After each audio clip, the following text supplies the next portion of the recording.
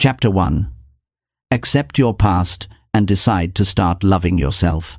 You owe it to yourself in 2026 to stop carrying the weight of yesterday.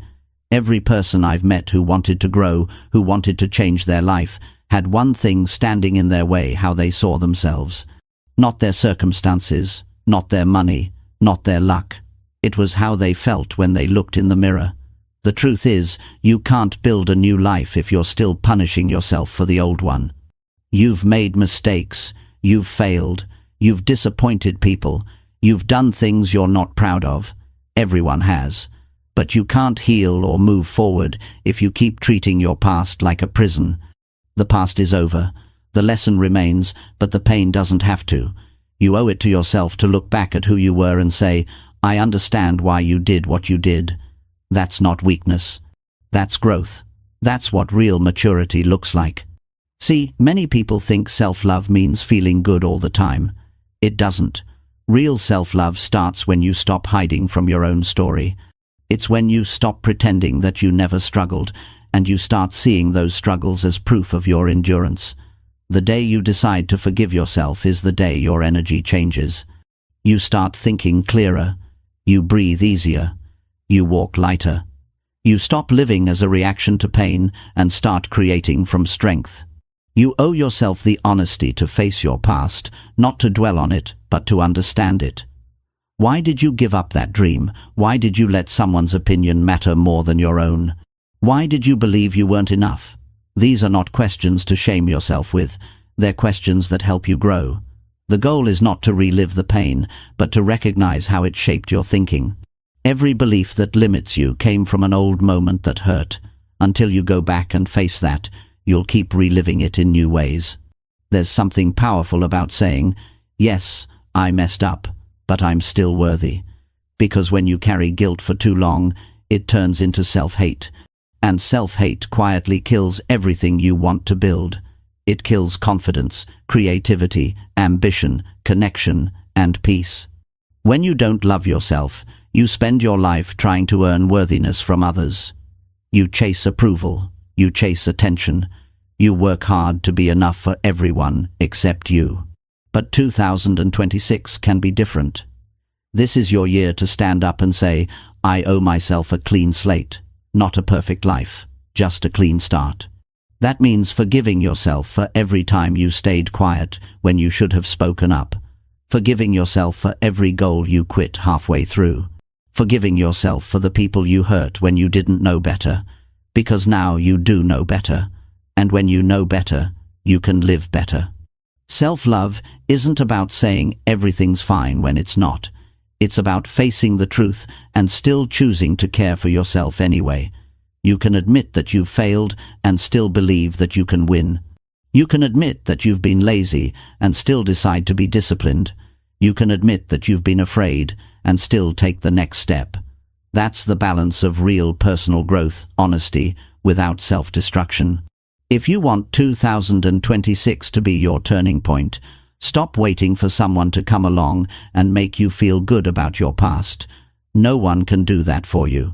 People can love you, support you, guide you, but no one can heal what you refuse to face. The healing starts when you look at your own reflection and say, I deserve another chance. You can't hate yourself into a better version of you. You can only grow through patience, forgiveness, and consistency. Start small. Start by catching how you talk to yourself. When you fail, what's the first thought that comes to your mind? I'm such an idiot. I'll never get it right. That voice needs to change. Not through false positivity, but through compassion. When a friend falls, you don't call them a failure, you help them stand up. Do that for yourself. You're human. You'll make more mistakes. But if you treat every mistake like proof that you're broken, you'll never build anything. Look, life has already been hard enough. Why keep making it harder by being your own enemy? Imagine how much energy you could free if you stopped replaying every regret. The energy that you waste on guilt could be building something incredible, but it starts with acceptance. You can't rewrite the past, but you can decide how it shapes your future. The same pain that once made you hide can now make you strong. The same failure that embarrassed you can now teach you persistence. You don't erase the past, you transform it. When I talk to people who've rebuilt their lives, they all say the same thing. It started when I finally forgave myself. That's not a weak moment. It's a moment of power, because forgiveness takes courage. It takes self-awareness. It means you've stopped making excuses and started taking responsibility. There's no progress without ownership. You can't grow while still blaming or avoiding. So, as you move into 2026, make a promise to yourself. Promise that you will no longer let guilt or shame control your choices. Promise that you'll speak to yourself with kindness, even when things go wrong. Promise that you'll give yourself the same patience you give everyone else. Because no one can do the work of self-acceptance for you. No coach, no mentor, no partner. It's your responsibility. You owe it to yourself. Maybe no one ever told you this before, but you deserve to be on your own side. You deserve to believe in your own potential. You deserve to wake up and not feel weighed down by yesterday's failures. The past isn't a life sentence. It's a classroom, and you've already graduated. The question is, what will you do with what you've learned? When you forgive yourself, you don't erase what happened. You remove its control over your future. You finally free yourself from the loop of self-blame. You stop saying, "I can't," and start asking, "How can I?" You stop defining yourself by what you did and start defining yourself by what you're doing now. That's what loving yourself really means. It's not about arrogance or pretending you're perfect. It's about owning your story completely. And you know what happens when you own your story? You stop running from it. You stop letting fear dictate your choices. You start showing up for yourself in ways that make you proud. You start keeping promises to yourself. You start living with integrity again. That's the foundation of self-respect. I want you to picture this. You wake up one morning in 2026, and instead of thinking about what you lost or who hurt you, you feel calm. You feel proud. You feel in control. That's what happens when you stop fighting yourself. You finally have energy for the things that matter: your goals, your relationships, your peace. You begin to attract better situations because you're no longer living from pain, but from clarity. Loving yourself doesn't mean everything suddenly becomes easy. Life will still test you. You'll still have setbacks. But when you love yourself, you don't crumble under pressure, you adjust. You stop giving up when it gets hard, because you know you're worth the effort. You become your own anchor instead of your own storm. Remember, you don't owe anyone else your transformation. You owe it to yourself. Because when you're at peace with your past, you move differently, you talk differently. You make decisions that honor your future instead of protecting your pain. You stop being reactive and start being intentional. You start trusting your path. If you want to build confidence in 2026, start by being honest about what you've been running from. If you want peace, stop holding on to grudges against yourself. If you want growth, stop waiting for permission to move forward. You've been given another year, another chance, another morning to start over. Use it. Make it count. Forgiveness doesn't mean forgetting. It means you've chosen to stop letting yesterday control your emotions today. And when you reach that point, when you finally decide to love yourself without conditions, you'll realize that all the energy you spent doubting yourself was never wasted. It was teaching you who you don't want to be anymore.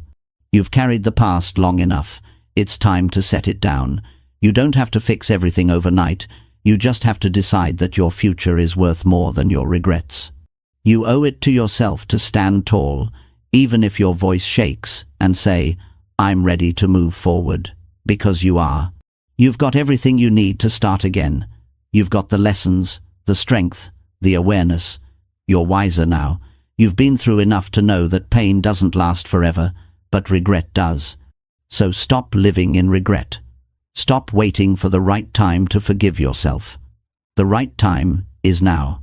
You owe it to yourself in 2026 to live lighter, to love harder, to care for the person you see in the mirror. You owe it to yourself to stop apologizing for growing. You owe it to yourself to stop comparing your journey to others. You owe it to yourself to believe that you can start over and still become everything you're meant to be. That's the truth about change. It begins the moment you stop looking back and start seeing yourself as worth the effort. Chapter 2. Forgive yourself for waiting and begin again with honesty. You owe it to yourself in 2026 to stop being angry at the time you lost. Maybe you waited too long to start. Maybe you thought you weren't ready. Maybe you were scared of failing, or you kept convincing yourself that the timing wasn't right. Whatever the reason, those years of waiting are gone, and no amount of guilt will bring them back. But what you can do, what you must do, is forgive yourself for waiting, because holding on to regret keeps you standing still, and you've stood still long enough. Everyone has a moment when they realize they could have started earlier.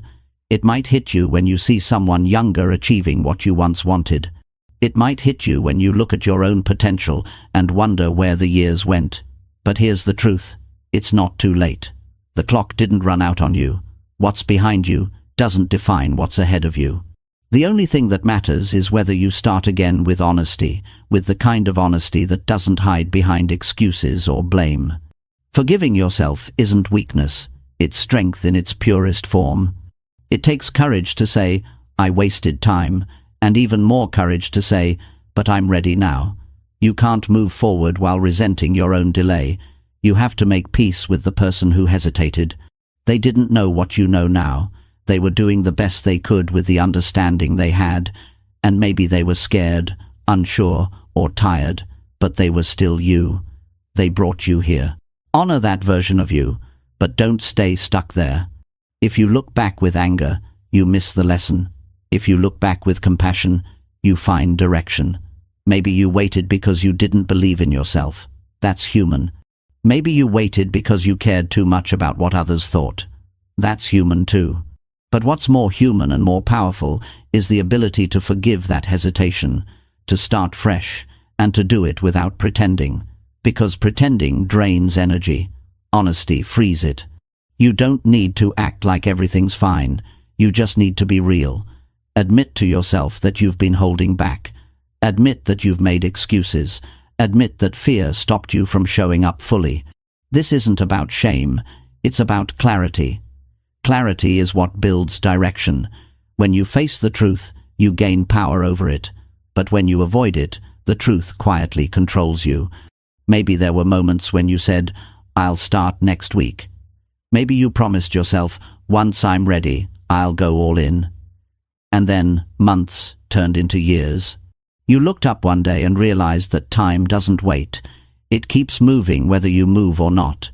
That realization hurts, but it can also be the push you've been waiting for. Because now you know what happens when you delay. You've lived the consequences of waiting. And that experience can fuel your discipline like nothing else. Don't waste more time being angry at your hesitation. That anger is just another delay. Instead, take that energy and pour it into action. One small action today can rebuild confidence faster than 100 apologies to yourself. You don't have to fix everything overnight. You just have to begin again with honesty and intention. Say to yourself, yes, I stopped, but I'm starting again. And this time, I mean it. The beauty of beginning again is that you're not starting from zero. You're starting from experience. You've learned what doesn't work. You've seen what fear does when you let it rule you. You've felt what it's like to live below your potential. That wisdom is priceless. It makes you sharper. It makes you more grounded. It makes you appreciate progress in a way that someone who's never failed can't. Honesty means no more pretending that you're okay with comfort. Comfort feels good for a while, but after some time it turns into a quiet frustration. You feel it when you wake up with no excitement. You feel it when you go through the motions, telling yourself that someday you'll change. That someday is a lie that has stolen too many dreams. The only real day you have control over is today, not tomorrow, not next month, not when you feel ready. Today. Forgiving yourself means accepting that you can't redo the past, but you can direct the next chapter. You can use every ounce of regret as fuel for focus. You can use disappointment as a reminder that time is precious. Every minute you spend resenting your delay is a minute you could be using to build momentum. Don't turn your past hesitation into a lifelong identity. You're not someone who always waits.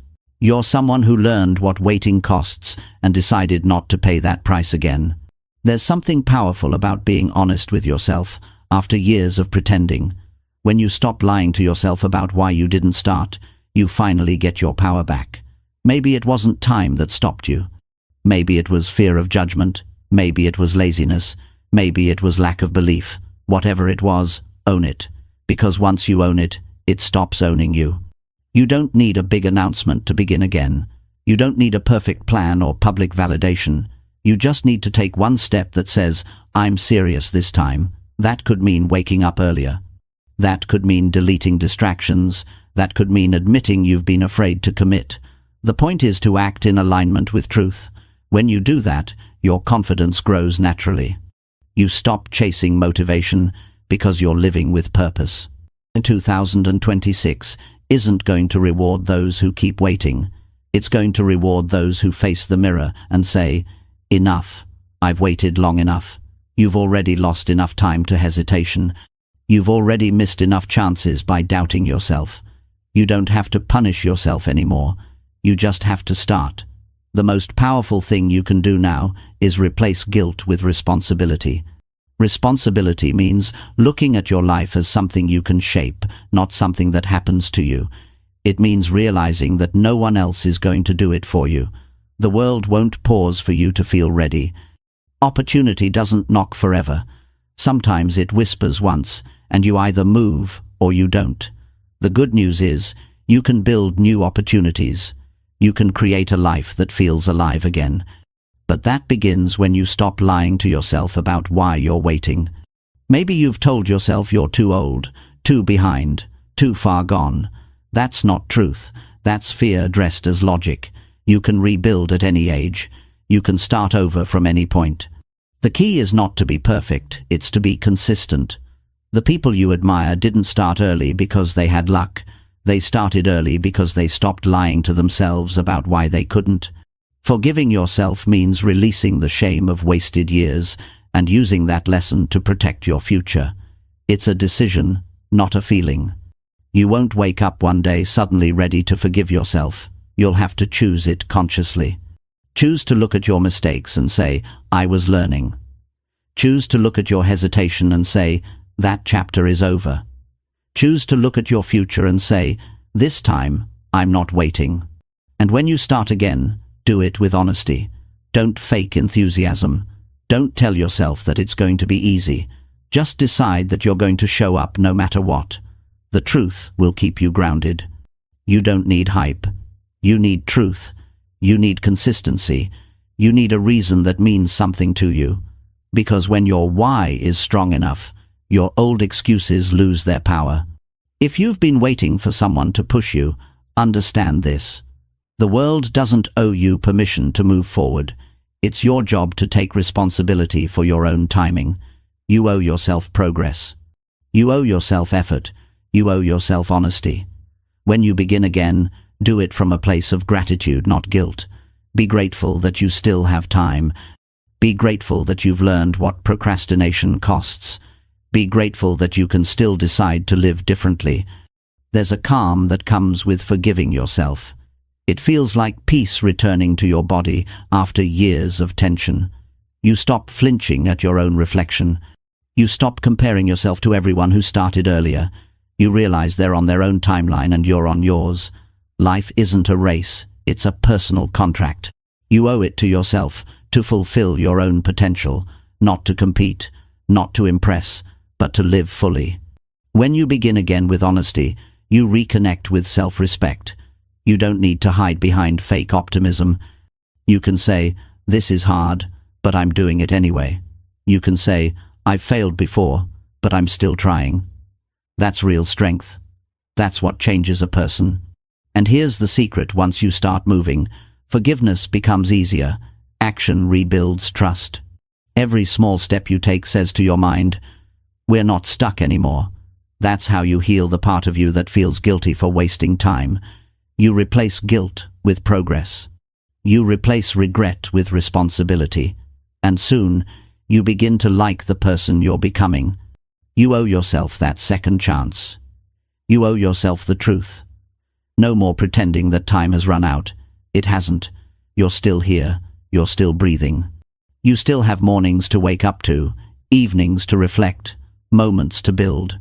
All you have to do is start with honesty. Forgive the waiting. Stop the self-blame. Begin again, not with pressure, but with peace. You've waited long enough to feel ready. You've replayed the same doubts long enough to know where they lead. Now, it's time to see what happens when you choose differently. No one can change the past, but you can decide that the past won't keep changing you. Forgive the time you lost. Honor the lessons you gained. Begin again with a clear heart and an honest mind. Because this time, it's not about perfection, it's about freedom. And that freedom begins with the words, I forgive myself, and I'm ready to move forward. Chapter 3. Train your mind to choose peace over overthinking daily. Peace is not something that just happens to you. Peace is something you train your mind to choose every single day. Most people live trapped in their own thoughts. They replay old conversations, they imagine new problems, they fight invisible battles in their heads, and then they wonder why they feel tired before the day even begins. Overthinking doesn't protect you from pain, it only multiplies it. Your mind becomes a battlefield when it should be your home. You owe it to yourself to make that home peaceful. Every morning you wake up, your mind starts running before you even get out of bed. Thoughts about work, people, mistakes, responsibilities, they rush in like a flood. And if you don't take control early, that noise controls you for the rest of the day. You can't live a calm life with a chaotic mind.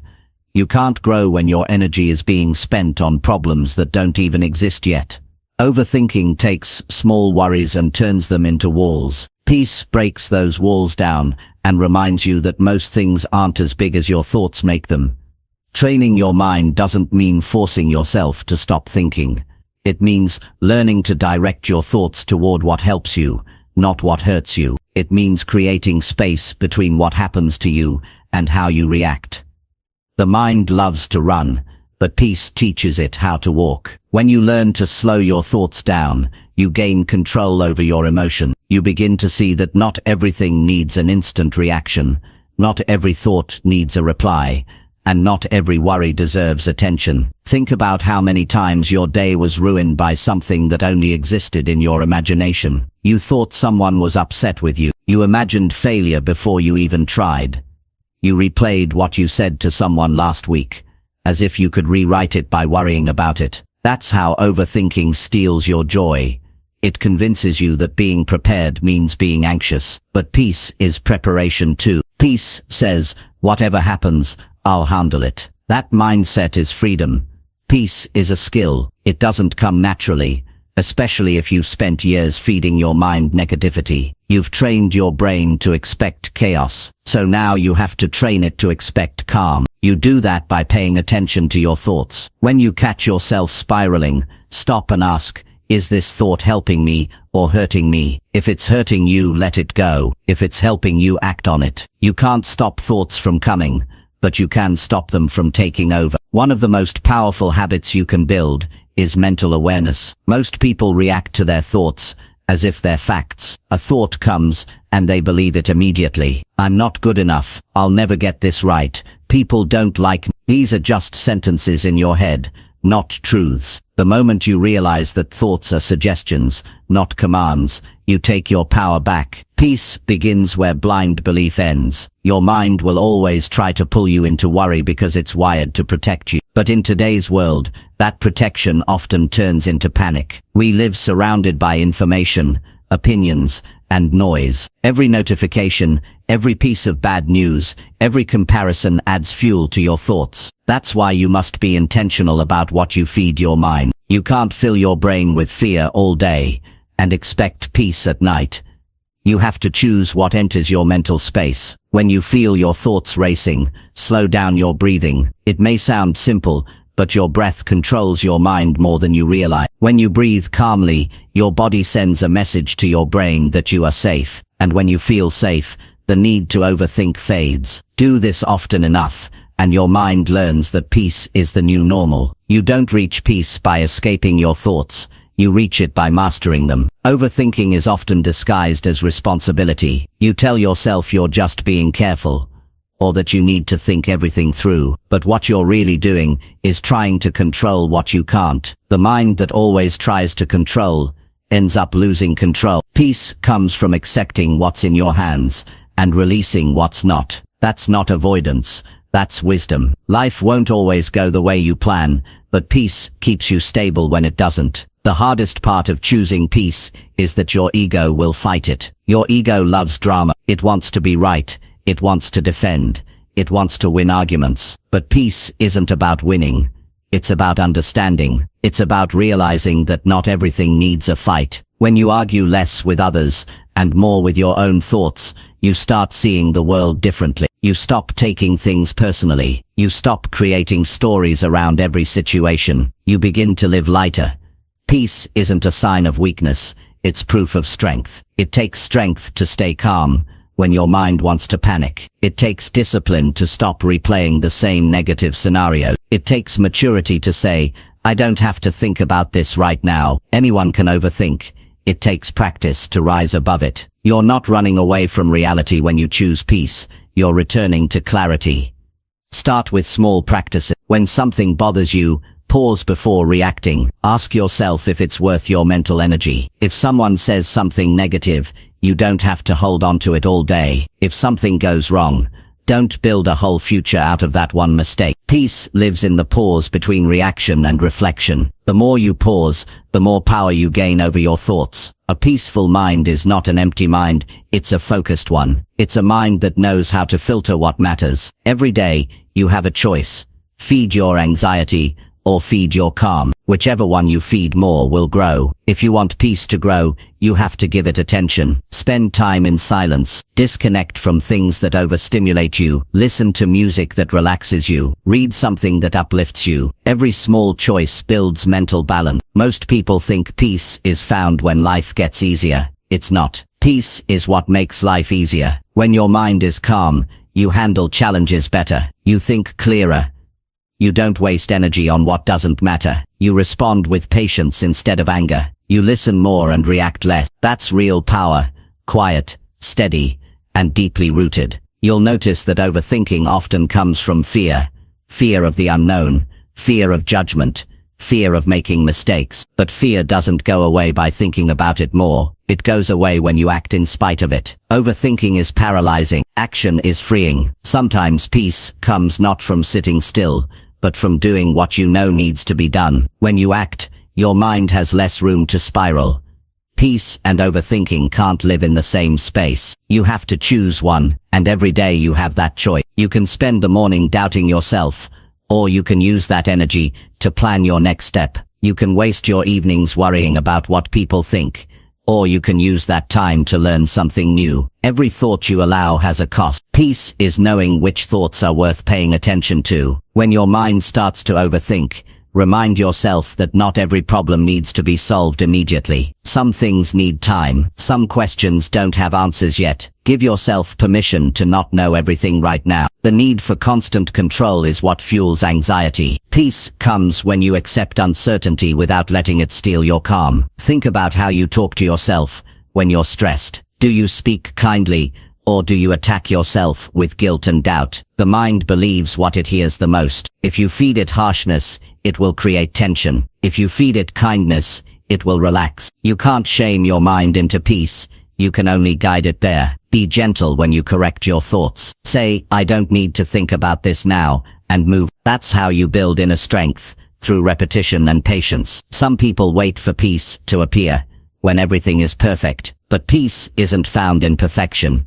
It's found in acceptance. There will always be something uncertain, something unfinished, something out of your control. If you keep waiting for everything to settle before you feel calm, you'll spend your whole life waiting. Peace isn't the absence of problems, it's the presence of perspective.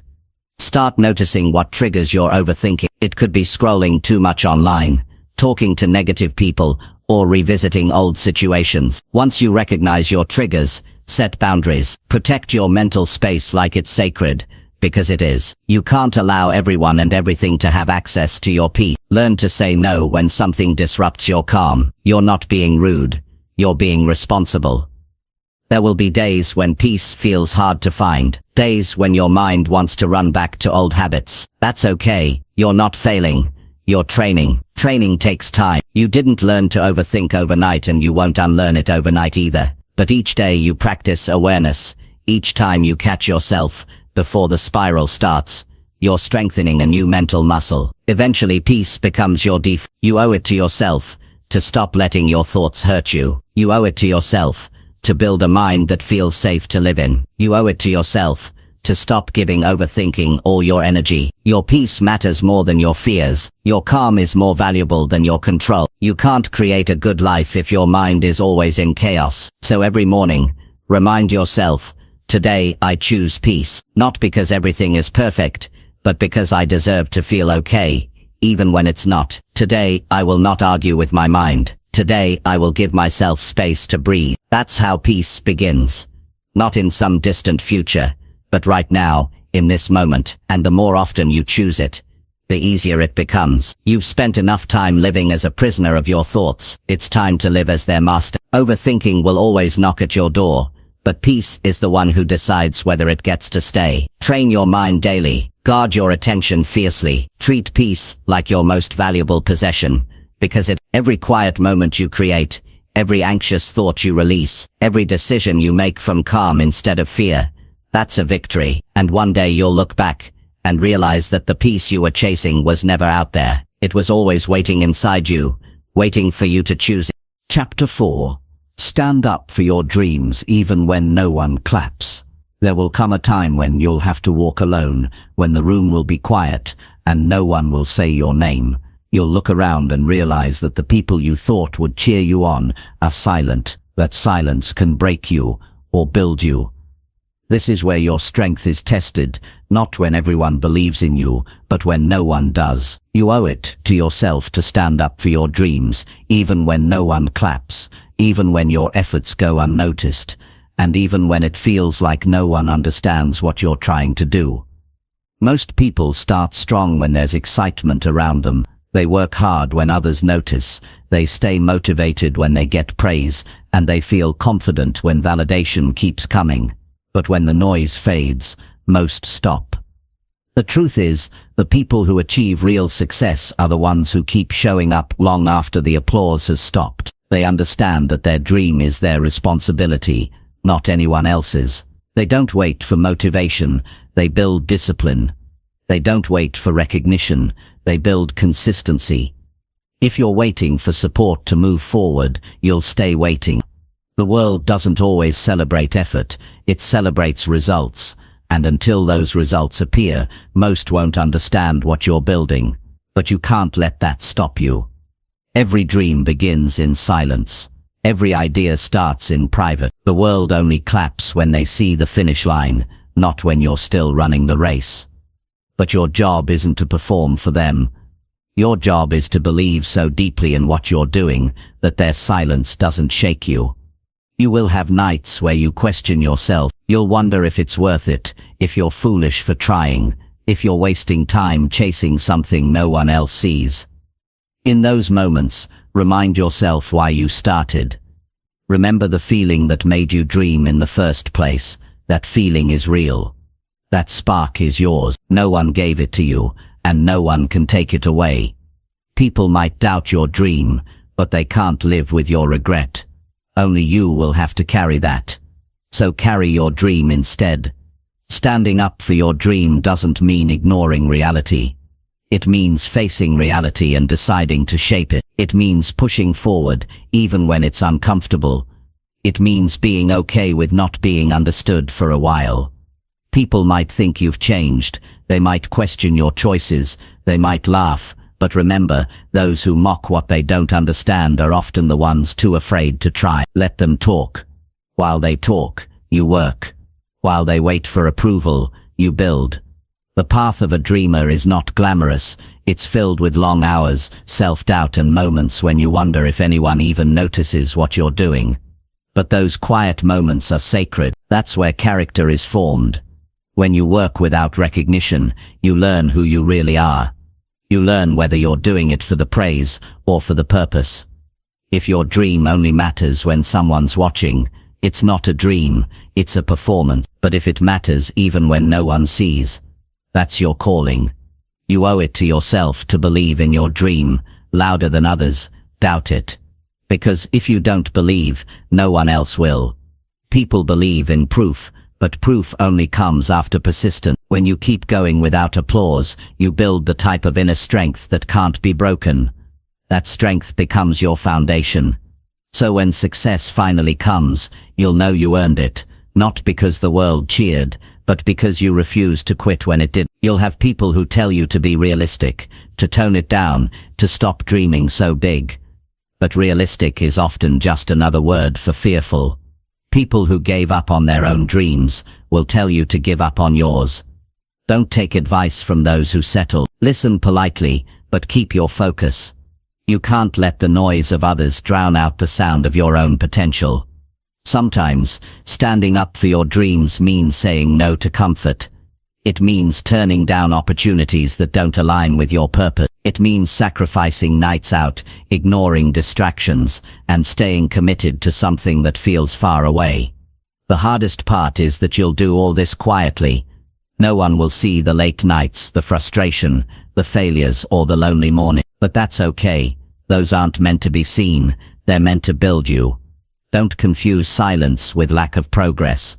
Growth happens quietly. A seed grows under the soil long before it breaks through the surface. Your dream is the same way. You might not see results right now, but something is happening inside you. Every day you show up, you're strengthening the roots. Keep watering your effort. Keep nurturing your mindset. The results will come, but only if you don't stop just because no one's watching. You'll realize that some people can't clap for you, because your progress reminds them of their own hesitation. It's not that they don't care, they just haven't found the courage to start their own journey. Don't take it personally.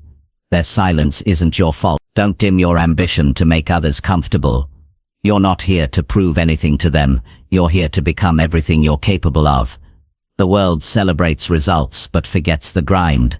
They see success stories, not the endless hours behind them. So don't wait for the moment when everyone finally notices you. By then it'll be too late to start believing in yourself. Believe now while it's hard. Believe now when it's quiet. Believe now when no one is cheering. Because this is where you separate yourself from everyone else. The moment you decide that your dream is worth your full commitment, even in silence, you can't spend your life needing approval. Approval is a trap.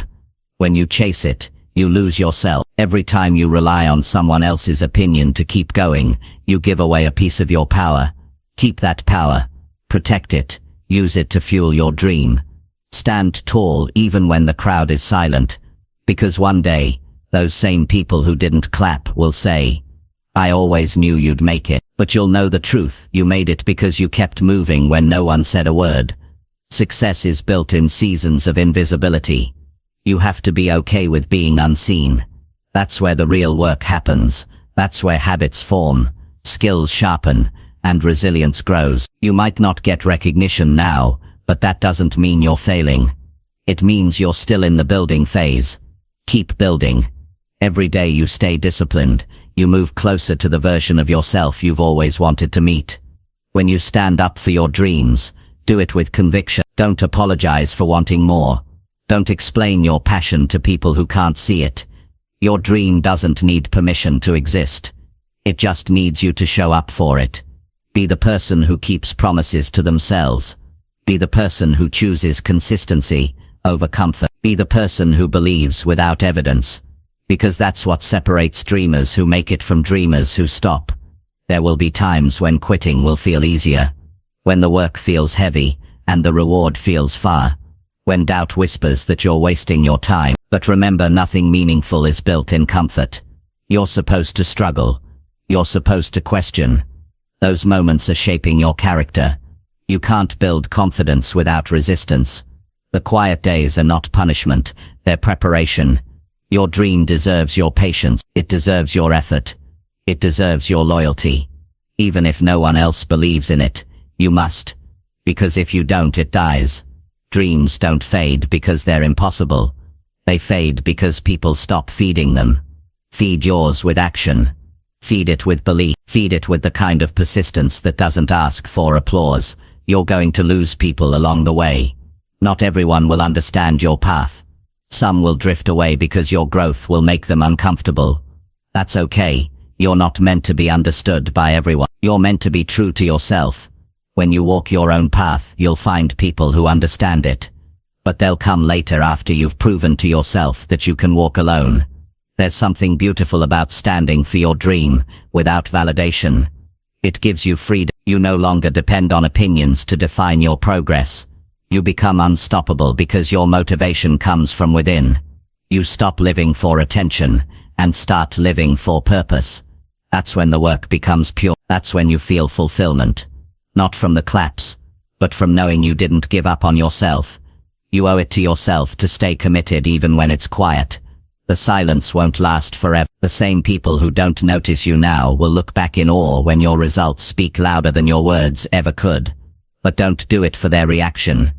Do it because your dream deserves to exist. Do it because it matters to you. So stand tall. Keep showing up. Keep working when no one's watching. Keep pushing when no one's praising. The quiet season is not the end. It's the foundation. The silence is where your dream grows its roots. Every small step, every lonely night, every doubt you overcome is building something powerful inside you. And one day, when your dream finally shines, you'll realize that the claps were never the goal. The goal was to become the person who didn't need them. Stand up for your dreams, even when no one claps. Because your worth is not measured by applause. It's measured by the courage it takes to keep believing. When the world goes silent, the silence isn't empty. It's proof that you're strong enough to create without approval. Keep going. One day you'll look back and thank yourself for every quiet step that got you there. Chapter 5. Heal your inner pain by showing up with effort. Pain changes a person. It changes how you think, how you move, how you trust. But pain, when left unhealed, doesn't just stay in the past. It follows you quietly into every part of your life. You start building walls where you once built bridges. You start expecting disappointment before giving anything a chance. You start hiding behind words like "I'm fine," because facing what's inside feels too heavy. But here's the truth. Healing doesn't come from waiting for the pain to disappear. Healing begins when you decide to show up with effort, even while it still hurts. You can't escape inner pain by pretending it's not there. You can't ignore it long enough for it to vanish. The only way to heal is to face it, to understand it, to move through it. The effort to heal is not loud or glamorous. It's quiet, uncomfortable, and deeply personal. It means getting up on days you'd rather stay down. It means doing your best when your heart feels tired. It means forgiving yourself for still feeling broken. That's effort. That's strength. We often think healing means feeling happy again. But real healing isn't happiness. It's honesty. It's being able to sit with your pain without letting it control you. It's saying, yes, I'm still hurting, but I'm still trying. That's not weakness. That's courage. When you show up with effort, even through the pain, you're telling yourself, I deserve a better life, and I'm willing to work for it. That's how you rebuild your inner world, one honest effort at a time. There's a lie we often tell ourselves: when I feel better, I'll start. But the truth is, you start to feel better when you start. Healing happens in motion. You can't think your way out of pain. You have to act your way out.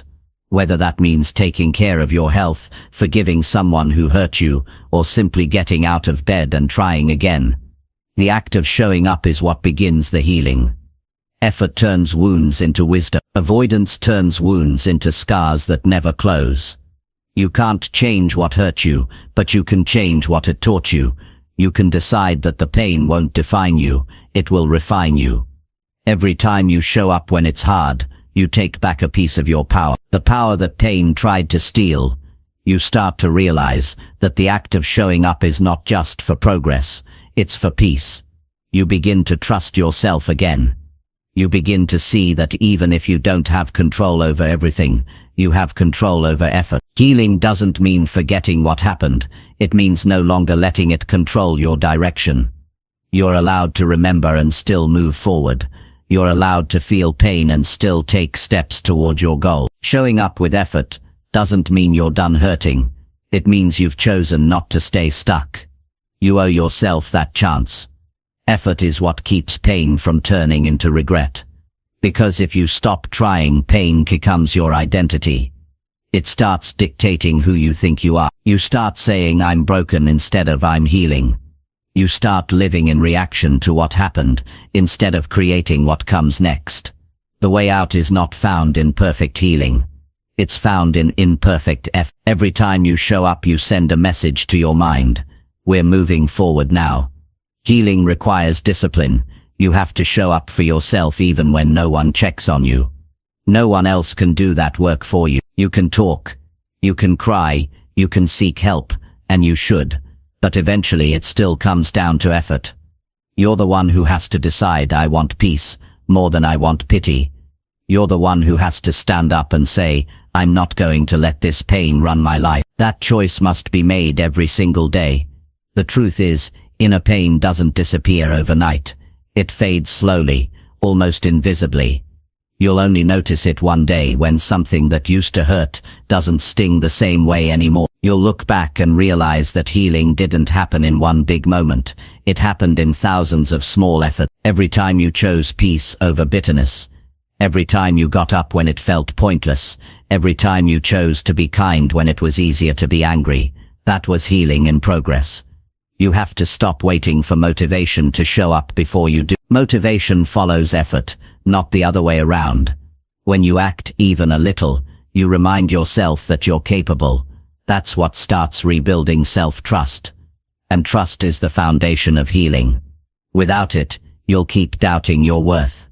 You'll keep questioning whether you can change. But once you see that effort actually shifts how you feel, you start believing again. Pain tries to convince you that effort doesn't matter. It whispers that nothing will change, that no one cares, that trying won't fix what's broken. That voice is lying. Effort is never wasted, even when it feels invisible. It's doing something inside you. It's repairing confidence, rebuilding identity, and restoring faith. Every small action, journaling, walking, reflecting, forgiving, is rewiring your brain to choose growth over suffering. Healing through effort doesn't mean forcing positivity. It's not pretending that everything's fine. It's saying I'm hurt, but I'm willing to do something about it. It's showing up for the gym when your heart feels heavy. It's cleaning your space when your thoughts feel messy. It's reaching out for help instead of shutting down. These aren't small things. They're proof that you haven't given up. There's a moment in everyone's life when they realize no one is coming to save them. That realization can feel lonely, but it's also liberating, because the moment you understand that healing is your responsibility, you get your power back. You stop waiting for someone to fix what's inside you. You start realizing that your peace is built by your own hands. And those hands might shake, but they're capable. The reason effort heals is simple. It replaces helplessness with purpose. Pain makes you feel powerless. But when you act, you remind yourself that you can still choose. You can choose to grow, to move, to breathe, to build something better. Action restores control, and control restores peace. Every time you take a small step forward, you weaken the grip that pain has on you. Sometimes healing looks like crying after trying. Sometimes it looks like failing and trying again anyway. Sometimes it looks like forgiving someone who doesn't deserve it. Sometimes it's just breathing through the day, without shutting down. All of it counts. All of it matters. The pain might not disappear right away, but your relationship with it changes. You stop seeing it as an enemy, and start seeing it as a teacher. Showing up with effort also means allowing yourself to receive help. Healing doesn't mean you do everything alone. It means you take responsibility for your healing. But you also open your heart to connection. Talk to someone who listens. Spend time around people who remind you that life is still good. Pain isolates, but connection heals. Don't let your pain convince you that you're a burden. You're not. You're human. There will be days when you feel like you're going backward, days when old wounds reopen. Don't see that as failure. It's part of healing. The mind doesn't move in straight lines. Sometimes it circles back to test whether you've really learned the lesson. That's when effort matters most. Show up again. Try again. Remind yourself that progress isn't measured by how fast you heal. It's measured by how often you refuse to give up. Effort is the bridge between pain and peace. Without it, you stay trapped in memories. With it, you start creating new experiences that remind your heart what hope feels like. Healing is not about erasing the past, it's about writing a new story beside it. Every day you show up, you're adding a new page. Eventually, the story of pain becomes a story of growth. You owe it to yourself to stop living as a victim of what happened, and start living as the creator of what comes next. That's not denial, it's freedom. Pain may have shaped you, but it doesn't have to define you. What defines you is how you respond. Do you sit in the hurt, or do you stand in your effort? The choice will always be yours. Healing doesn't always feel good. Sometimes it feels like breaking before rebuilding. But what's breaking isn't your spirit, it's your old patterns, your old beliefs, your old fears. Effort helps you replace them with strength. Every new day is a chance to show your pain that it can't stop you anymore. Every sunrise says, try again. You've carried your pain long enough, it's time to start carrying yourself. It won't be easy, but ease isn't the goal. Freedom. Every act of effort is an act of self-respect. Every time you choose to keep going, you're sending a message to your heart, you're worth saving. And once your heart starts to believe that, healing happens naturally. The people who heal are not the ones who never hurt, they're the ones who kept moving through the hurt. You can be one of them. You can rebuild yourself piece by piece, step by step, day by day. It won't be quick, and it won't be perfect, but it will be real. And real healing lasts. So show up for yourself. Show up for the version of you that didn't think they could make it. Show up for the future that still needs you. Don't wait for the pain to stop before you begin. Begin so that it can stop. Your effort is your medicine. Your action is your peace. Healing starts the moment you decide that your life is still worth working for. And if you keep showing up, one day you'll wake up and realize that the pain no longer defines you. It only reminds you how strong you truly became. Chapter 6. Build discipline on days your heart feels heavy. There will be mornings when you wake up and your chest feels heavy, when even the smallest tasks seem like mountains. You'll sit in silence, staring at what needs to be done, but your mind whispers that you can't. On those days, motivation disappears. The fire that once kept you going feels dim. That's when discipline becomes your best friend. Because discipline doesn't ask how you feel, it asks what needs to be done. You owe it to yourself to build discipline, especially on the days your heart feels heavy, because those are the days that shape who you become. Everyone loves being productive when they feel inspired. It's easy to give your best when your mood is good, when things are working, when energy is high.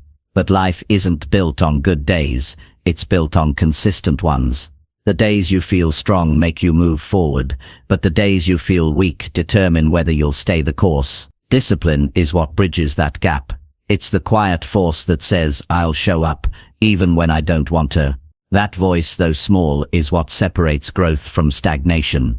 You can't wait to feel ready every day. Feelings are unpredictable. They shift like weather. One day you're confident, the next you're exhausted. If you let feelings decide your actions, your progress will always be unstable. But if you let discipline lead, your actions remain steady no matter how unstable your emotions are. That's not about being cold, it's about being committed. It's about learning that consistency is an act of self-respect. When your heart feels heavy, discipline becomes the rope that pulls you forward. You don't need to run, you just need to take one small step. That step could be showing up to work, going for a walk, finishing that project, or just refusing to give up. What matters is that you refuse to let pain make your decisions. Pain is temporary, but habits last. When you choose effort over emotion, you slowly build a mind that can handle anything. Discipline isn't punishment, it's a form of care. It's you saying, I matter enough to do what's necessary, even when I don't feel like it. Some people confuse discipline with harshness. It's not harsh, it's loyal. It's the part of you that doesn't give up on yourself, no matter how heavy life feels. When everything inside you says, stop, discipline gently says just one more step. That's how progress is made, one quiet, consistent step at a time. Think about how many dreams have died because someone was waiting to feel ready. They had talent, ideas, passion, but no discipline. They worked hard only when it felt good. But feelings are fragile. They fade when life gets difficult. Discipline is different. It endures. It shows up in the rain, in the silence, in the doubt. It doesn't need applause. It doesn't ask for ease. It just keeps going. That's the kind of strength you need if you want to build a life that lasts. When your heart feels heavy, the temptation to quit becomes loud. You'll tell yourself it's just a break, but deep down you know it's an escape. It's easy to step back when you're tired. It's harder to keep going. But discipline isn't about perfection. It's about showing up despite imperfection. It's not about doing everything right. It's about not walking away from what matters. Every time you show up when it's hard, you teach your mind that you can be trusted. You start believing in yourself again. The hardest battle is often the one you fight in silence. No one sees your struggle. No one knows how hard it is to stay consistent. But those unseen moments define you more than anything else. Every time you choose to work through the heaviness, you're rewriting your story. You're telling your pain, you don't control me anymore. You might not feel strong in those moments, but you're becoming stronger than you've ever been. Discipline gives structure to chaos. It gives you something to hold on to when life feels uncertain. When your emotions spiral, discipline is the anchor that keeps you grounded. It reminds you that even when your world feels unstable, your actions can still be stable. You might not be able to fix everything around you, but you can still control how you respond. That's power. That's ownership. You can't think your way out of heaviness. You have to act your way through it. When your heart is heavy, your thoughts will often lie to you. They'll say, "What's the point?" or "It doesn't matter." But it does matter. Every act of effort matters. Every bit of movement matters. The smallest step is still movement, and movement brings healing. When you act, you break the hold that pain has on you. You remind yourself that even when you're hurting, you can still move. Discipline doesn't erase the heaviness, but it keeps you from drowning in it. It builds resilience. It trains your mind to keep going when life feels unfair. And the more you practice it, the more you realize that heaviness doesn't define the day you do. You learn that you can still choose effort, even when you can't choose joy. That's what separates those who crumble from those who rise. There will be days when getting out of bed feels like a victory. And it is. Don't underestimate small wins. Sometimes discipline looks like completing a full workout. Other times it's just showing up to start it. Sometimes it's finishing your work early. Sometimes it's doing it slowly but steadily. The goal isn't to be perfect. The goal is to stay in motion. Progress doesn't always look pretty, but it's still progress. When you build discipline on heavy days, you build self-trust. You start realizing that your strength doesn't depend on external motivation. You stop waiting for circumstances to be right and start creating results no matter what's happening around you. You stop being controlled by your emotions and start guiding them. That's the power of discipline. It puts you back in charge. You'll also learn that discipline and compassion must go hand in hand. Being disciplined doesn't mean being harsh with yourself. It means doing what's right while still treating yourself kindly. Some people mistake self-discipline for self-punishment. They push too hard, burn out, and quit. True discipline is balanced. It understands rest. It understands recovery. It knows when to push and when to pause. You don't have to destroy yourself to prove your strength. You just have to keep showing up honestly. The more you practice discipline during emotional heaviness, the more peace you'll feel later. Because you'll know that no matter what life throws at you, you have the ability to stand firm. You'll stop fearing bad days, because you'll know that bad days don't define you. They reveal you. You'll start trusting that you can handle hard things. Not because life is easy, but because you've learned to stay steady through the storm. Every time you practice discipline when your heart feels heavy, you're rebuilding the connection between mind and body. You're teaching your body to move even when your emotions resist. You're proving that your actions don't have to match your feelings. That's liberation, because once you know how to act through emotional pain, nothing can stop your growth. You'll move forward even in uncertainty. You'll keep building when others quit. Discipline is the bridge between the person you are and the person you want to become. It doesn't care about how you feel in the moment. It cares about what you truly want in the long run. Feelings pass, but the habits you build from discipline stay. Every morning you get up and follow through. You're strengthening the path toward your best self. You're laying bricks of consistencies that eventually form the foundation of your success. One of the greatest gifts you can give yourself is to stay consistent through heaviness. It teaches you patience. It teaches you humility. It teaches you that pain doesn't have to stop progress. It teaches you that you're capable of more than you thought. Because once you learn how to work through emotional weight, you'll never again be controlled by it. You'll feel it, acknowledge it, and keep moving anyway. Heavy days will come. Life won't always feel light or fair. But if you build discipline, those days will no longer break you. They'll refine you. They'll teach you that consistency is more powerful than any emotion. They'll remind you that strength isn't about always feeling okay. It's about showing up even when you don't. That's real maturity. That's real growth. So when your heart feels heavy, don't run from the day. Show up anyway. Do one thing that moves you forward even if it's small. It might not erase the heaviness, but it will stop it from controlling you. Every time you do that, you're building a stronger version of yourself, a version that doesn't depend on perfect conditions, but on unwavering character. There's beauty in the struggle when you see it for what it is. Training. Every difficult day is training for your future strength. Every time you act through heaviness, you're preparing for greater challenges ahead. One day, the things that used to overwhelm you will no longer scare you. You'll look back and realize that the days you wanted to quit were the ones that built your foundation. You owe it to yourself to be consistent, not just when it's easy, but especially when it's hard. Because the hardest days teach the deepest lessons. They reveal your endurance. They show you your real potential. And when your heart finally feels light again, you'll look at the life you've built, the habits, the progress, the peace, and know it came from effort, not luck. You'll know that you earned it one heavy day at a time. Discipline won't always feel good, but it will always lead you somewhere better. It's not about forcing yourself. It's about freeing yourself. It's about choosing stability in a world full of chaos. And when you master that, you become unstoppable. Not because life gets easier, but because you've learned how to keep going, no matter how heavy your heart feels. Chapter 7. Trust your own voice more than outside opinions. There will come a point in your life when the loudest voices around you will try to shape who you are. Some will come from people you admire, some from people who doubt you, and some from the endless noise of a world that tells you who you should be. But the truth is simple: you will never find peace until you learn to trust your own voice more than the opinions that surround you. Your voice is the only one that knows what you've lived, what you've felt, and what you truly want.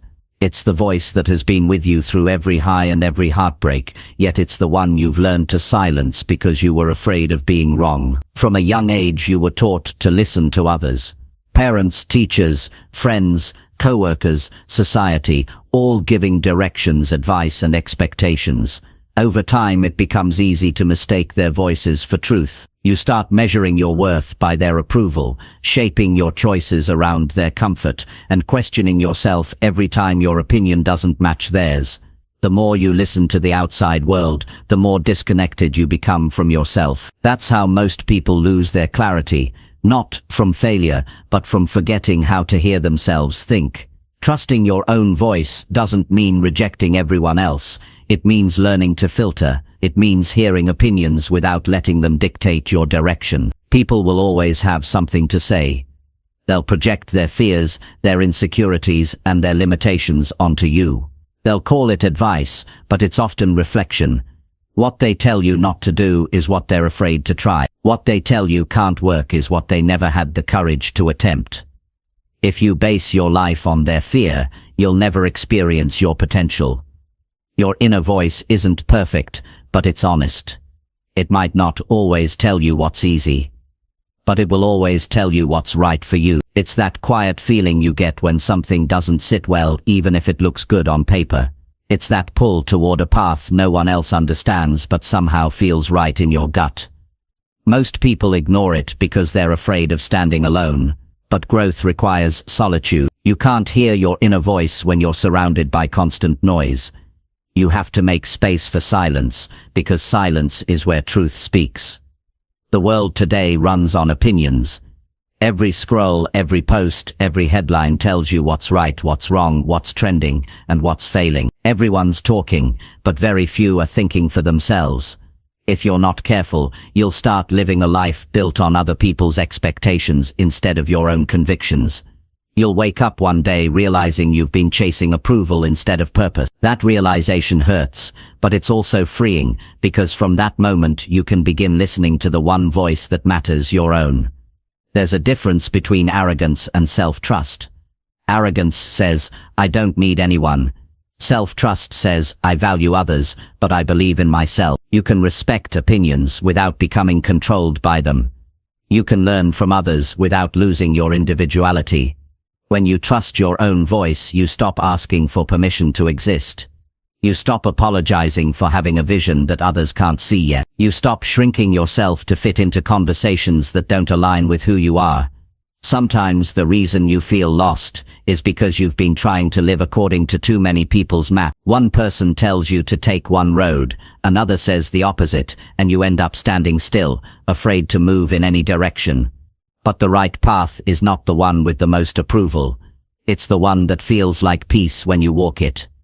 Peace is the sign that you're aligned with your truth. Confusion often means you're trying to live someone else's version of right. You'll have moments where trusting yourself will feel lonely.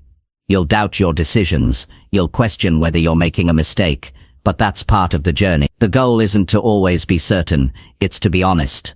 Certainty comes later, through experience. If you wait for everyone to agree before you act, you'll wait forever.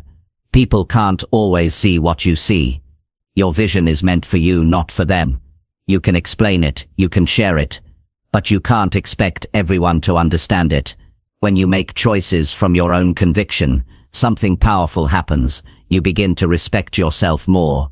You stop needing constant reassurance.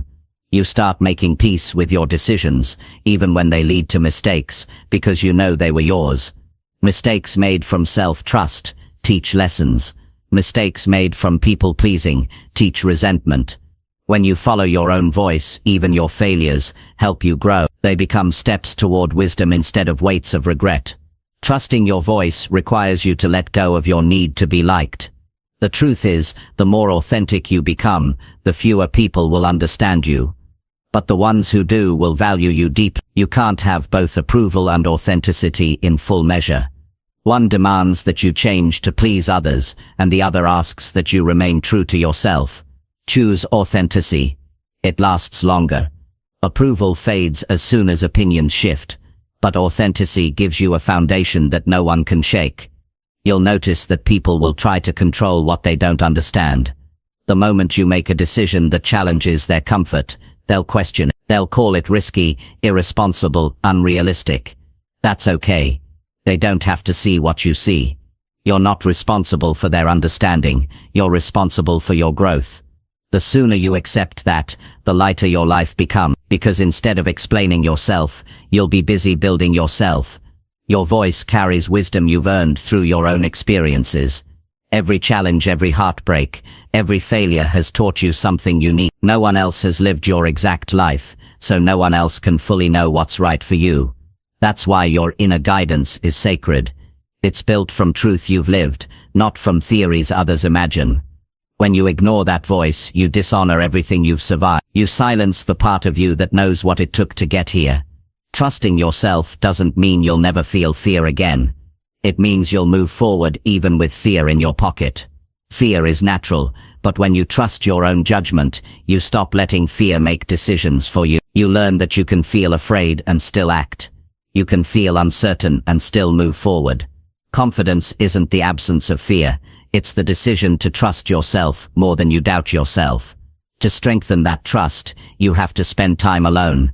Not loneliness, just solitude, space without distractions, without voices, without constant input. Solitude helps you hear what your heart has been trying to say all along. It helps you reconnect with what matters. Most people avoid silence because it forces them to face themselves. But silence is where direction comes from. If you can't be comfortable in your own thoughts, you'll always be controlled by others' opinions. Sometimes your own voice will go against everything familiar. It will tell you to take risks that no one else would take. It will tell you to walk away from things everyone else would stay in.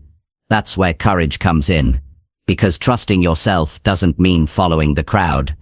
It means being brave enough to walk your own path, even if that means walking alone for a while. You'll be misunderstood, you'll be doubted, but you'll also be free, and that freedom will make all the difference. The more you trust yourself, the quieter the world becomes. You stop chasing approval because you realize it never gave you peace anyway.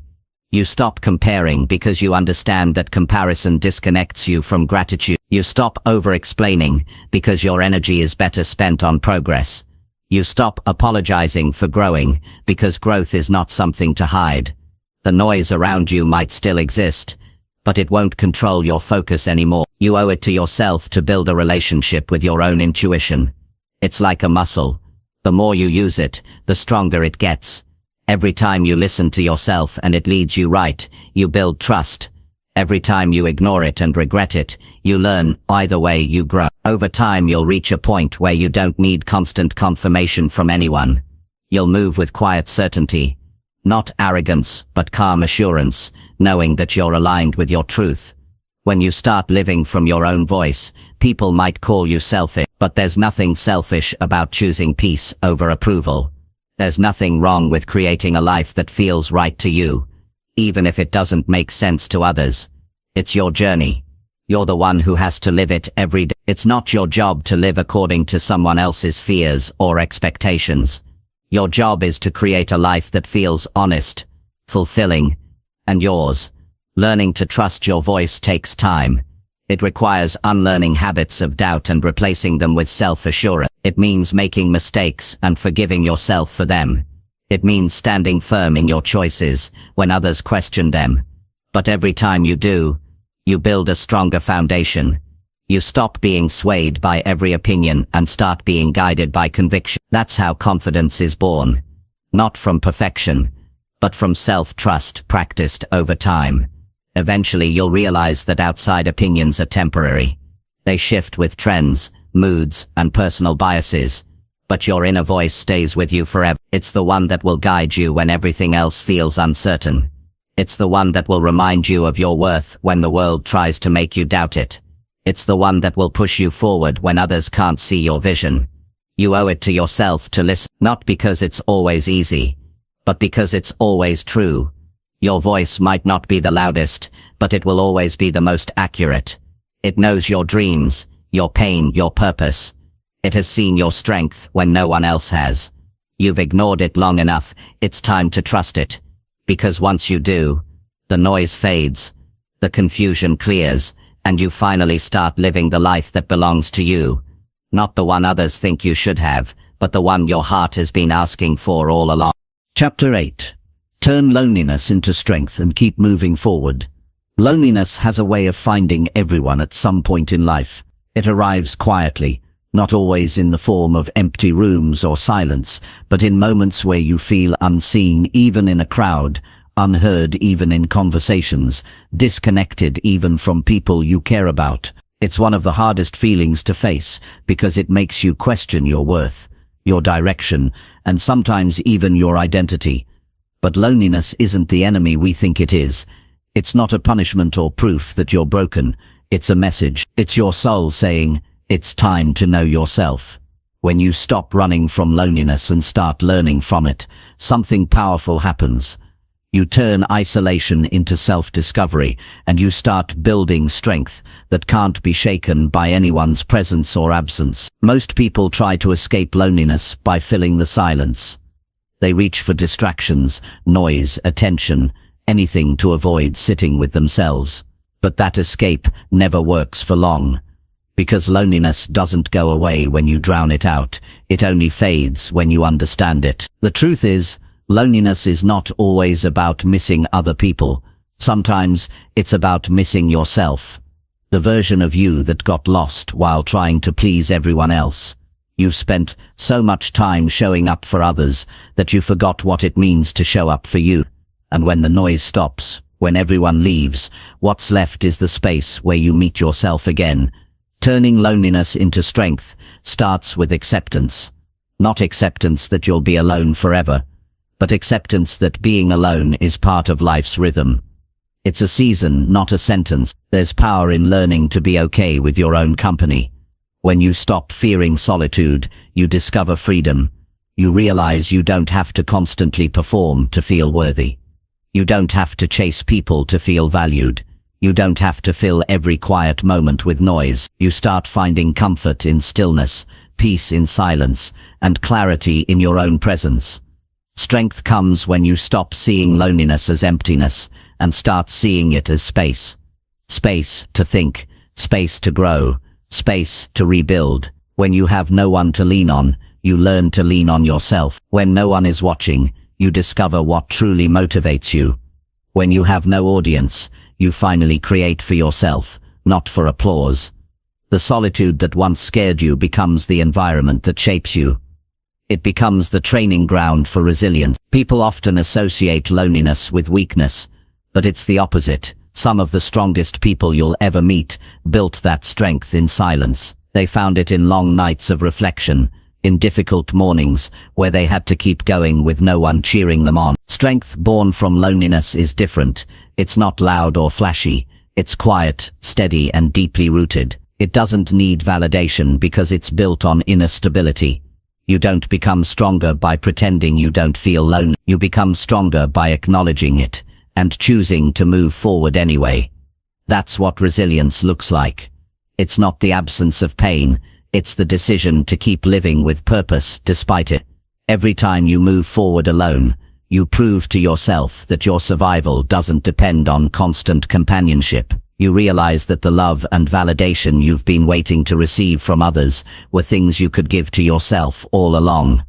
Loneliness teaches self-awareness. It shows you what truly matters, what drains you, what fulfills you. It strips away the noise and reveals your real priorities. When you're alone, there's no one to impress, just the truth of who you are. That truth can be uncomfortable at first, because it forces honesty. But honesty is the beginning of transformation. When you stop hiding from your thoughts, you start hearing your real desires. You start understanding your patterns, your mistakes, your strength. And from that awareness, you begin to grow. It's in lonely seasons that you build habits that last. You start developing consistency. Because you're not distracted by constant validation. You learn how to motivate yourself, how to comfort yourself, how to push yourself. You start making choices based on your values, not on what others expect. That's how independence is born, not from rejecting connection, but from realizing that connection starts within. Sometimes, loneliness feels unbearable because it brings back memories of rejection or loss. You think of people who left, moments that ended, love that faded. Those thoughts sting. But even that pain can serve a purpose. It reminds you that you're capable of feeling deeply. It reminds you that your heart still works. And as painful as it is, that same heart is also capable of healing. Healing begins when you stop defining your worth by who stayed and start defining it by how you rise. Turning loneliness into strength means changing how you see it. Instead of saying, "I'm alone," say, "I'm with myself." That small shift changes everything. Being with yourself is not isolation. It's intimacy. It's a relationship that deserves attention.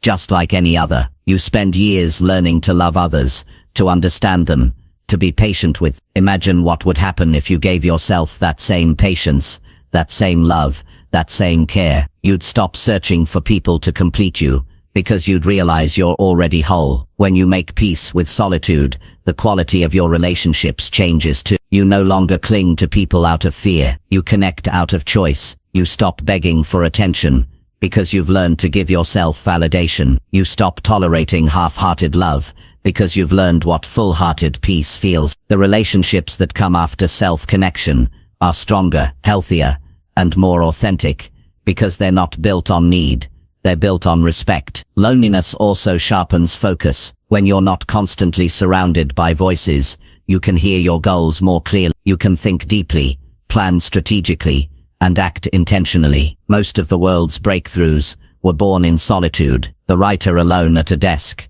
the athlete training before dawn, the thinker pacing in silence, all of them found strength in being alone. Solitude gives birth to vision. It allows you to see what others can't because you're not distracted by the crowd. The strength you build in loneliness will carry you through every season of life. When challenges come, you won't collapse because you've learned how to stand on your own. When people leave, you won't break because your peace doesn't depend on their presence. When opinions rise, you won't waver because your direction comes from within. That kind of strength isn't built overnight. It's built in quiet mornings, long evenings, and countless moments of choosing yourself again and again. To keep moving forward, you have to stop treating loneliness as something to escape and start treating it as something to grow through. Every lonely season is temporary, but what you learn in it can last a lifetime. You learn resilience, independence, and clarity. You learn how to find calm in discomfort.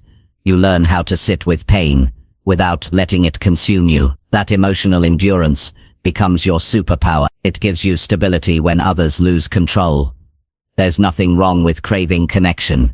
We all need it. But you have to make sure you're not seeking connection as a way to avoid because no relationship, no friendship, no company can fill the space that only self-connection can fill. You can have a room full of people and still feel empty if you've never built a relationship with yourself. That's why loneliness comes back even in crowds.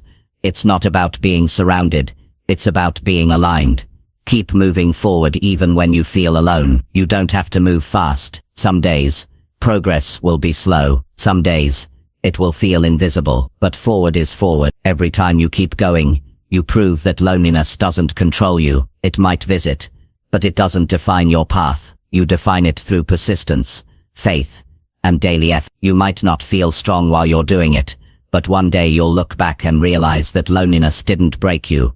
It built you. There will be moments when loneliness tries to convince you to give up. It will whisper that no one cares, that no one's watching, that your effort doesn't matter. But that's when you must remind yourself that progress isn't made for attention. It's made for growth. Every silent step matters. Every private effort counts. You're becoming someone who doesn't depend on circumstances to keep moving. That's real freedom.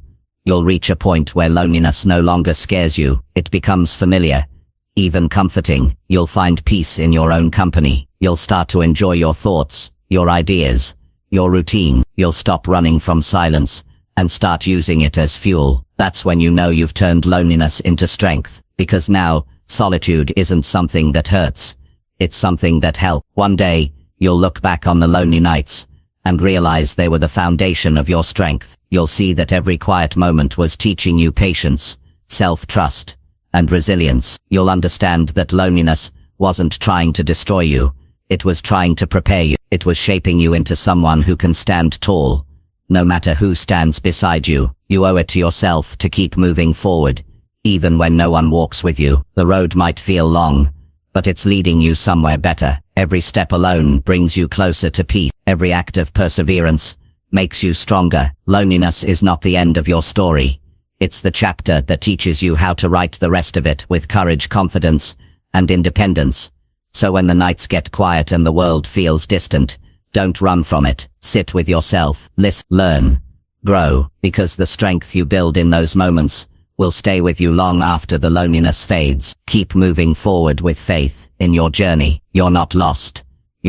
And what you're becoming is someone powerful enough to walk alone, yet peaceful enough to never feel lonely again. Chapter 9. Take responsibility for your growth and stop blaming life. There comes a moment when you realize that no one is coming to save you. No miracle, no perfect circumstance, no person is going to suddenly make your life what you want it to be. That realization can feel harsh, but it's also one of the most powerful truths you'll ever accept. Because once you stop waiting for life to fix itself, you start taking control. You stop saying, why is this happening to me? And start asking, what can I do about it? That shift from blame to responsibility is the beginning of real growth. It's easy to point fingers at life when things don't go your way. You can blame bad luck, unfair people, your past, or your situation. And for a while, it feels good to do that. It relieves you from the weight of accountability. But blame is a thief. It steals your power by convincing you that you have none. The more you blame, the weaker you become, because you hand over control to everything outside of you. Growth only starts when you take it back. Taking responsibility for your growth doesn't mean you have to pretend everything's your fault. It means you stop waiting for external change and start focusing on internal change. You can't control what others do, but you can control how you respond. You can't rewrite the past, but you can decide how to learn from it. Responsibility isn't about guilt, it's about empowerment. It says, no matter what happens, I have a say in what comes next. There are two types of people in the world, those who let life happen to them, and those who make life happen for them. The first group waits. They wait for motivation, for luck, for timing.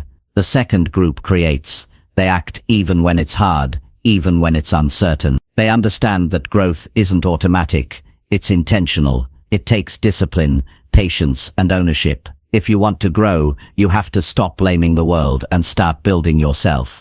When you blame life, you stay stuck. You convince yourself that your circumstances are fixed, that your potential is limited, that your pain is permanent. But when you take responsibility, your perspective changes.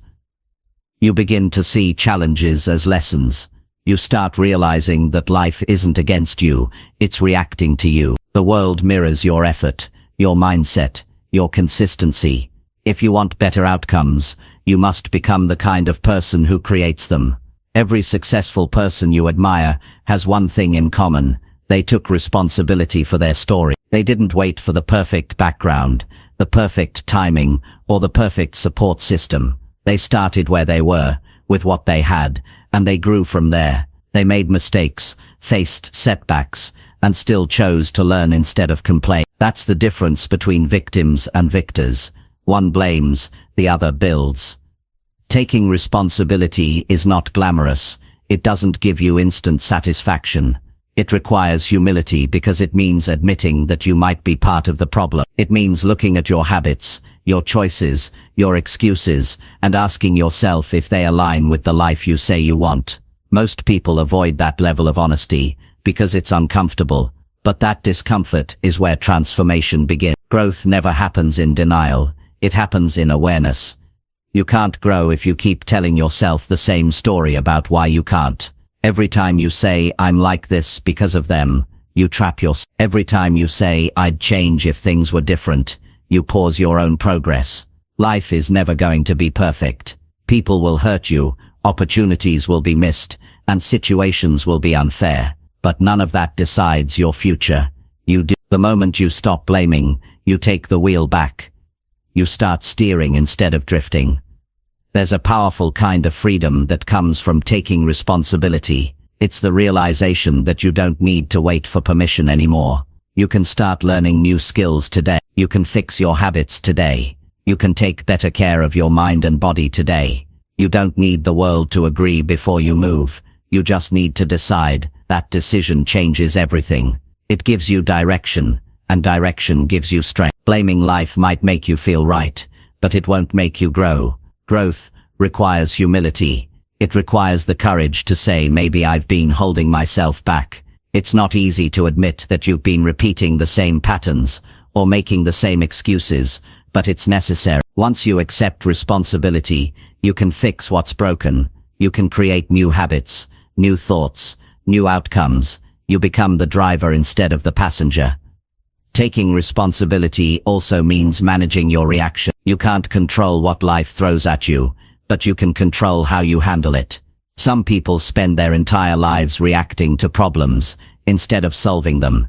They let emotions make decisions, and then they blame circumstances for the results. But people who grow know better. They pause, they reflect, and then they respond with clarity.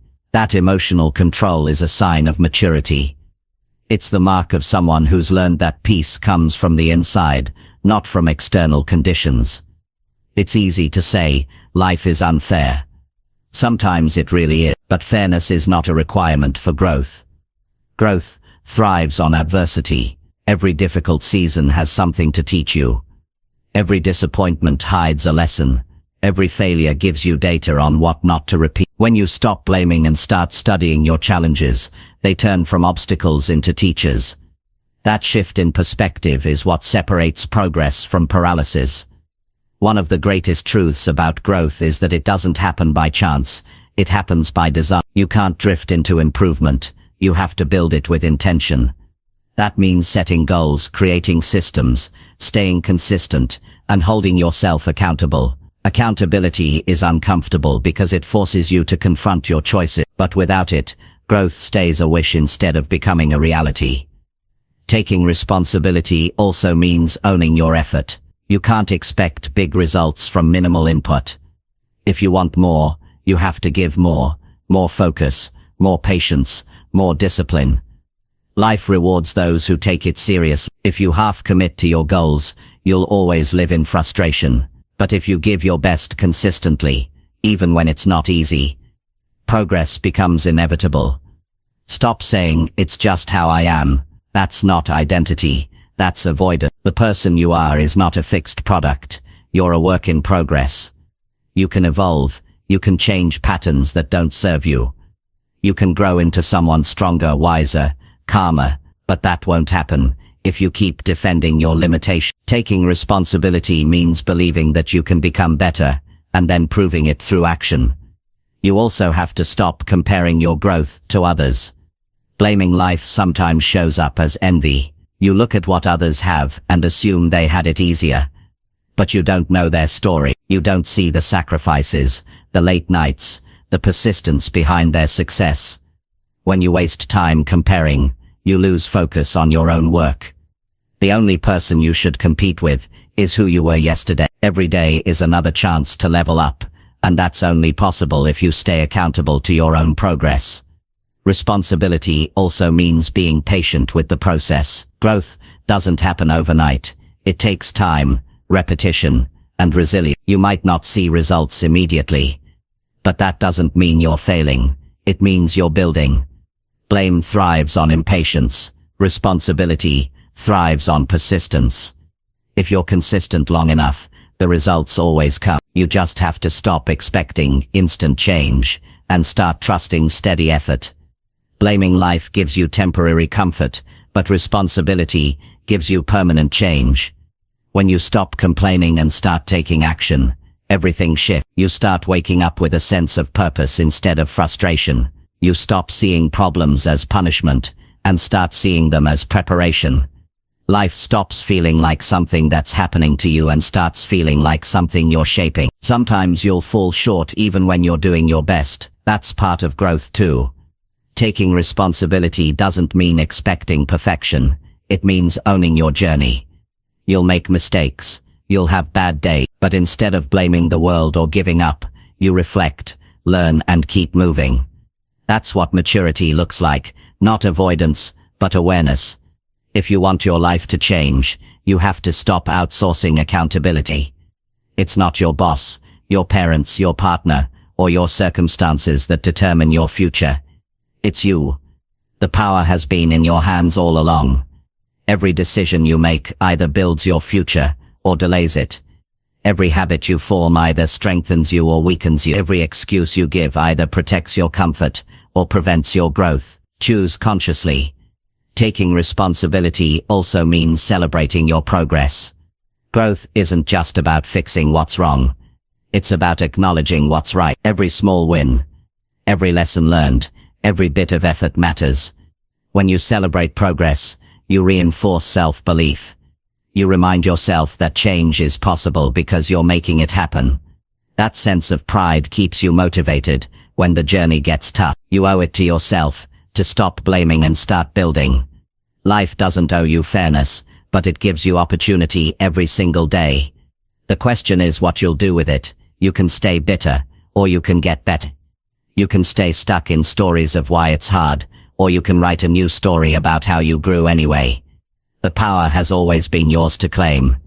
Every time you take responsibility, you grow stronger. Every time you choose ownership over excuses, you move forward. Every time you stop blaming and start acting, you break a little more free from the limitations that once held you back. Growth doesn't begin when life gets easier. It begins when you decide to get stronger. So stop blaming life. Life is neutral. It's what you make it. Take that energy you've been using to complain and turn it into action. Use your time to learn, improve, and create. The moment you take full ownership, everything changes. Because now you're no longer waiting for life to happen. You're leading it. You become the author, not the audience. And that's when you realize that your growth, your peace, and your success have been in your hands all along. Chapter 10. Promise yourself that 2026 will not be wasted. A new year isn't magic, but it is a mirror. It reflects what you've done and reminds you of what you've ignored. You look back and see moments you could have used better, chances you let slip, promises you made but never kept. You can't undo what's behind you, but you can decide that what's ahead will be different. You can decide that 2026 will not be another year that drifts by in distraction, in hesitation, in waiting. This time it can be the year you show up fully for your own life. You owe yourself that. Not because you're behind, but because you deserve to see what your best actually looks like when you stop holding back. Making that promise to yourself isn't about perfection, it's about presence. It's about no longer living on autopilot. Most people don't waste years because they're lazy. They waste them because they're unfocused. They move through days reacting instead of deciding.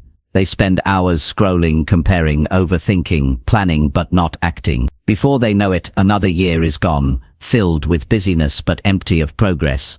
2026 doesn't have to be that kind of year.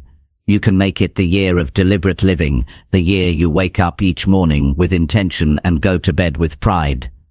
A promise is sacred. It's a contract between who you are and who you're becoming. When you promise yourself that 2026 will not be wasted, you're not just talking about working harder. You're talking about living wiser. You're saying, I will not spend another year waiting for motivation. I will not waste energy blaming circumstances. I will not let fear choose my direction. You're deciding to treat your time like the most valuable thing you own. Because time is the one thing you can never get back. And the truth is, one day you'll wish you had more of it. So use it now. Start by being honest about how much of your life is being used intentionally. Take a look at your days. How much time goes to habits that serve your growth? How much goes to things that drain you? Growth doesn't require huge changes overnight. It requires small, consistent adjustments in how you spend your time and where you place your focus. You can't keep saying you want a different life while living the same day over and over. Something has to shift. And that shift begins when you promise yourself that you'll stop wasting energy on things that don't move you forward. Every wasted year begins with wasted days. Days of procrastination, distraction, and self-doubt. You say, I'll start tomorrow, and tomorrow becomes next week, next month, next year. But the truth is, someday is a lie we tell ourselves to stay comfortable. If you want to make 2026 count, stop waiting for the right moment. The right moment is the one where you start, even if it's small, even if it's messy. Movement creates momentum. The moment you begin, your energy shifts, your confidence grows, and your life starts changing in real time. Don't underestimate how much one year can change your life when you take it seriously. In 12 months, you can learn new skills, heal old wounds, build strong habits, and create a version of yourself that feels unrecognizable compared to who you are now. But that won't happen by accident. It happens by consistency. Promise yourself that every day in 2026, you'll do at least one thing that pushes you forward, even if it's small. Read, learn, plan, move, grow. It doesn't have to be dramatic. It just has to be daily. 2026 can be the year you stop living by pressure and start living by purpose. You've spent enough time trying to meet expectations that don't belong to you. You've tried to please people who didn't notice your effort. This year is about you. Not in a selfish way, but in a responsible one. It's about building the life you've been postponing. It's about choosing what truly matters and letting go of what doesn't. You owe yourself focus. You owe yourself peace. You owe yourself effort. To keep your promise, you'll need structure. Motivation will come and go, but structure keeps you moving. Build systems that support your goal. Create routines that protect your time. Set boundaries that defend your focus. If you don't design your days, the world will design them for you. 2026 will not feel different unless you live differently. You don't have to change everything at once, but you have to change something. And yes, there will be hard days. There will be mornings where you feel unmotivated. Nights where you question whether it's working. Moments where old habits try to pull you back. But that's exactly when the promise matters most. It's easy to commit when it's convenient. It's powerful to commit when it's uncomfortable. Discipline will carry you where motivation can't. Every time you show up on a hard day, you're proving to yourself that this year will not slip away like the others. Remember that no one else can make this promise for you. Friends can encourage you, books can inspire you, but no one can live your 2026 except you. No one else feels what you feel when you go to bed knowing you didn't try. No one else knows the potential you're capable of. This is between you and your own reflection. And if you're tired of feeling like you could be doing more, it's time to stop talking about change and start living it. Take accountability for your direction. If something isn't working, don't wait for it to fix itself. Adjust. Learn, improve. You don't have to get everything right, but you do have to stay in motion. Life rewards movement. Even when you make mistakes, you're still gaining experience. Failure isn't a waste of time, inaction is. Every step you take teaches you something. Every mistake makes you sharper. You can't waste a year when you're learning every day. To make 2026 count, you also have to define what not wasted means to you. It doesn't have to be grand or dramatic. For some, it might mean building a business or changing career. For others, it might mean rebuilding confidence, improving health, repairing relationships, or finding peace. What matters is that it's meaningful to you. A year is wasted only when it's lived without intention. If you wake up every day with a reason to try, you're already ahead of most people. This year should not be lived on repeat. If you enter 2026 with the same mindset that kept you stuck before, it will become 2025 all over again. Promise yourself growth, not perfection. Promise yourself honesty. Promise yourself that you won't lie about your effort or make excuses when things get uncomfortable. Excuses steal more time than failure ever could. You can recover from mistakes, but you can't recover lost years. Make this the year of accountability. The year you look at your habits and ask, is this helping me or hurting me? The year you stop settling for comfort when you know you're capable of more.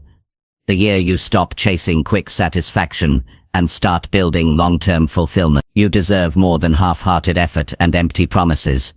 You deserve the satisfaction that comes from knowing you kept your word to yourself. There will be times in 2026 when progress feels slow. You'll question if it's worth it. But those are the moments that define you. If you keep pushing forward when the excitement fades, you'll find a strength you didn't know you had. You'll realize that growth doesn't come from big bursts of effort. It comes from showing up again and again, especially when no one is watching. Don't let this year slip into the category of someday. Don't keep saying I'll start when things calm down or I'll try when I feel ready. Life never gets perfectly calm, and readiness is built through action, not before it. The people who achieve what they want aren't always the smartest or the luckiest. They're the ones who simply follow through. They decide, they act, and they keep acting. Be one of those people this year. The promise you make to yourself now will shape the person you become 12 months from today. Imagine the pride of looking back and knowing you didn't waste another year. Imagine the peace of knowing you stayed committed even when it was hard. Imagine the confidence of seeing your progress and realizing that every small step added up to something real. That's what's waiting for you if you keep your word. 2026 doesn't have to be perfect to be meaningful.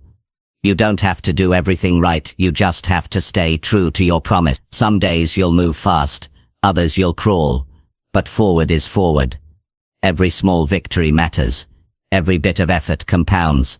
Every time you choose focus over distraction, you invest in your future self, and the person you'll become by the end of this year will thank you for not giving up when it was easier to stay comfortable. You've had enough years that felt wasted. Enough times you said next time. Enough moments of regret. This time is different, not because life will make it easier, but because you're ready to make it count. Promise yourself that no matter how hard it gets, you won't abandon your own potential again. You'll use every day, every challenge, every opportunity to move closer to who you want to be. At the end of 2026, you can either look back with pride or with excuses. The difference will be what you do today. So make the promise and mean it. Promise to live with purpose. Promise to show up even when it's hard. Promise to use your time like it matters, because it does. Promise yourself that 2026 will not be wasted, and then live every single day in a way that honors that promise. Because your life deserves